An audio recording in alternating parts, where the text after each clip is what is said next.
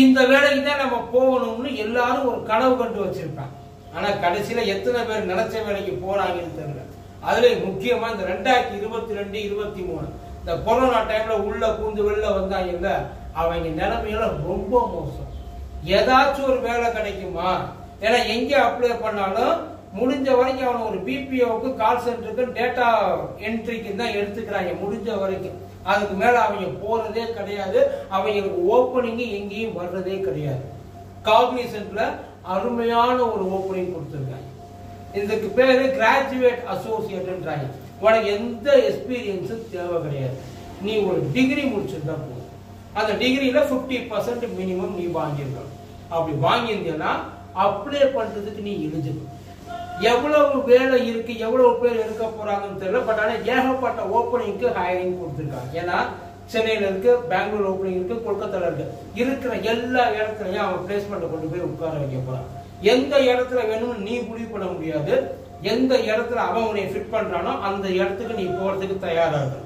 வேலை as usual, client சப்போர்ட்டா இல்ல டெக்னிக்கல் சப்போர்ட்டா, அவங்க ஏகப்பட்ட இண்டஸ்ட்ரியில இருக்கிறாங்க.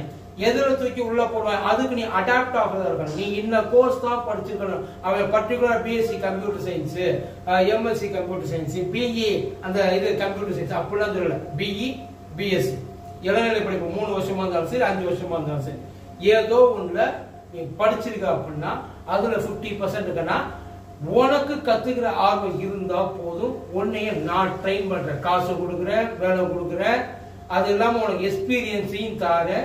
நீ வந்து சேரு. உனக்கு பேசிக்கா இருக்க வேண்டியது இங்கிலீஷ் படிக்க தெரியணும், இங்கிலீஷ் எழுத தெரியணும். கத்துக்கிற டெக்னாலஜியை பொறுத்த வரைக்கும் ஓரளவுக்கு ஏதாவது தெரிஞ்சிருக்கணும். ஒண்ணுமே இல்லாத கூட்டி போயிட்டு ஆனா ஆவனால என்னால எடுக்க முடியாது.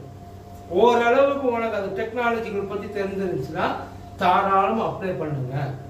இதுல உங்களுக்கு நைட் ஷிஃப்ட் இருக்கும், டே ஷிஃப்ட் இருக்கும், எல்லாம் இருக்கும். அதே நேரத்தில் நைட் ஷிஃப்ட் இருந்துச்சுன்னா செலக்ட் ஆனீங்கன்னா, நைட் ஷிஃப்ட் இருந்துச்சுன்னா அது தனி அலோன்ஸ் இருக்கு, பிக்கப் அண்ட் ட்ராப் இருக்கு. அது மட்டும் இல்லாம உங்களுக்கு பெர்ஃபார்மன்ஸ் அலோன்சஸ் அதுவும் உண்டு.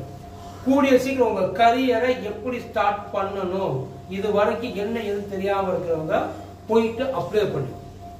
அது இந்த ஜூலை 20க்குள்ள அப்ளை பண்ணுன்றாங்க. அப்ளை பண்ணினா உங்களுக்கு கால் ஃபார் வரும், இன்டர்வியூ வரும்.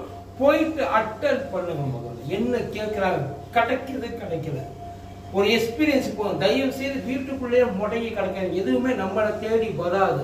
தேடி வர சில விஷயங்களை முடிஞ்ச வரைக்கும் யூஸ் பண்ணிக்கோங்க.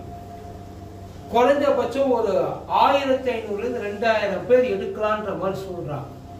குறைஞ்சபட்சம் தயவு செய்து அப்ளை பண்ணுங்க. அப்ளை பண்றதுக்கு முன்னாடி ஒருவேளை ஏதோ ஒரு அதிசயம் நடந்து நீங்க செலக்ட் ஆயிட்டீங்கன்னு வைங்க. ஏன்னா பல பேருக்கு செலக்ட் ஆகுன்ற நம்பிக்கையில் அப்படித்தான் இன்டர்வியூக்கு போறேன். சரி போய் பார்ப்போம், கிடைச்சா ஏமாந்தவனா தான் நம்மளை எடுத்துப்போம், அப்படித்தான் போறோம்.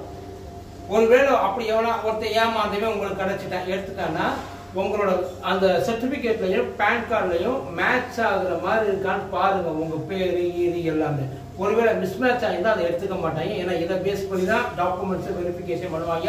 எல்லா வெரிஃபிகேஷனும் சரியா இருந்தா தான் உங்களை செலக்ட் பண்ணாலும் உள்ளுக்குள்ள அலோவ் பண்ணுவாங்க.